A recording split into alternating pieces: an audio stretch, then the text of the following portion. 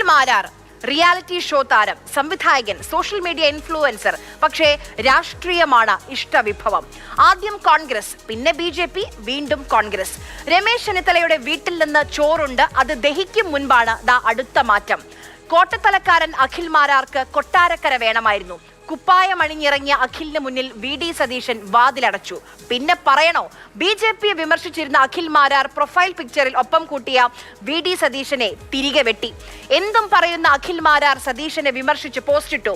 നേരം ഒന്ന് ഇരുട്ടി വെളുത്തപ്പോൾ NDAയിലേക്ക് സാബു M ജേക്കബിന്റെ 2020യിൽ പോയി ആഞ്ഞടിക്കാനാണ് ഇനി അഖിൽ മാരാർ ഉണ്ടാവുക. ഇനിയിപ്പോൾ മോദി ആരാ, സാബു ജേക്കബ് ആരാ?